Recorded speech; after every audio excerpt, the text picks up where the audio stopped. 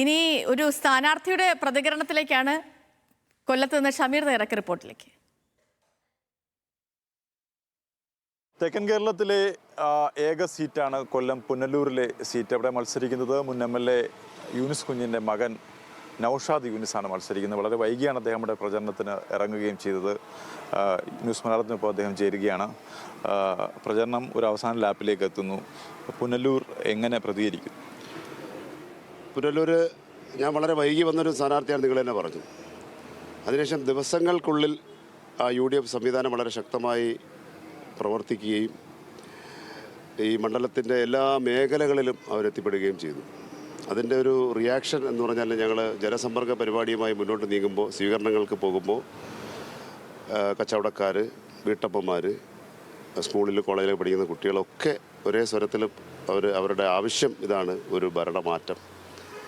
പുനലൂരിന് ഒരു പുതിയ സംവിധാനം ഉണ്ടാവണം. കഴിഞ്ഞ 30 വർഷമായി അവർ തുടർച്ചയായിട്ട് ഭരിച്ചുകൊണ്ടിരിക്കുന്നു. അതിന് മുമ്പ് ഉണ്ടായിട്ടുണ്ടെങ്കിലും 30 വർഷം തുടർച്ചയായിട്ട് ഭരിച്ചുകൊണ്ടിരിക്കുക.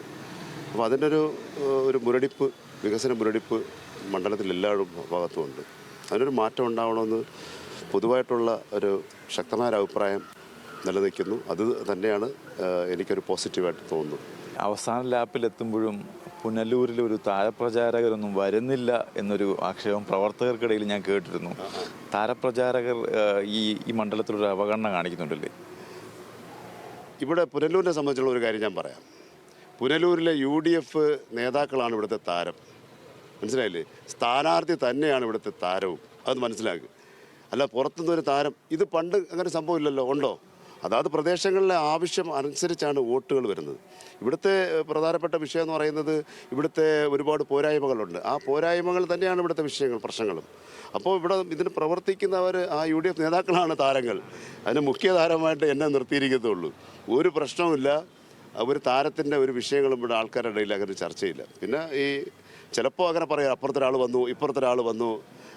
പ്രവർത്തകരുടെ ഒരു വികാരം ഞാൻ കുഴപ്പമില്ല. പ്രവർത്തകരുടെ വികാരം ഞങ്ങളത് എല്ലാ ദിവസവും സംസാരിക്കുന്നുണ്ട്. കാര്യം എല്ലാവർക്കും എല്ലാവരും ഓടി എത്തുന്നത് അസാധ്യമാണല്ലോ. വാപ്പ മത്സരിച്ചപ്പോൾ പരാജയപ്പെട്ടു, പക്ഷെ മകനെ വിജയിപ്പിക്കണം എന്നൊരു ചിന്ത വോട്ടർമാർക്കിടയിലുണ്ടോ? ഞാൻ എപ്പോഴും പറയാറുണ്ട്, പുനലൂരിൽ അന്ന് ഇതിനേക്കാളും വെയിലുള്ളൊരു സമയത്താണ് വാപ്പ മത്സരിച്ചത്. അദ്ദേഹത്തിൻ്റെ ആ പ്രായത്തിൽ ഞാൻ ആ തെരഞ്ഞെടുപ്പ് റിപ്പോർട്ട് ചെയ്തിട്ടുണ്ട്. അന്നത്തെ ആ വെയിൽ എന്ന് പറയുന്നത് ശക്തമായ വെയിലാണ്.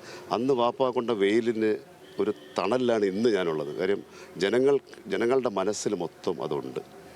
ആ ഒരു വികാരം, അതൊരു സൈഡാണ്, അതൊരു പേഴ്സണൽ. പക്ഷേ ഭരണവിരുദ്ധതയാണ് ഏറ്റവും പ്രധാനമായി നമ്മളിപ്പോൾ ഇതിനകത്ത് ബാലൻസ് ചെയ്തിരിക്കുന്നത്. അതുകൊണ്ട് വാപ്പയുടെ തോൽവി പിന്നെ അതൊരു വിഷയമല്ല. അദ്ദേഹത്തിൻ്റെ ആ ഒരു സപ്പോർട്ട് ഇപ്പോഴും എനിക്കുണ്ട് എന്നുള്ളത് ഉറപ്പാണ്. 100% വിജയപ്രതീക്ഷയാണ് നൌഷാദ് യൂനിസിനുള്ളത്. എന്തായാലും വാപ്പ കൊണ്ട വെയിൽ, അച്ഛൻ മത്സരിച്ച സ്ഥലത്ത് മകൻ മത്സരിക്കുന്നു. അത് ഇത്തവണ ജനങ്ങൾ വോട്ടായി എന്നും ഭരണവിരുദ്ധ വികാരമൊക്കെ തന്നെ മണ്ഡലത്തിൽ ചർച്ചയാകുമെന്ന് പറയുന്നു. ക്യാമറ പേഴ്സൺ വിജീഷിനൊപ്പം ഷമീർ, ന്യൂസ് മലയാളം, കൊല്ലം.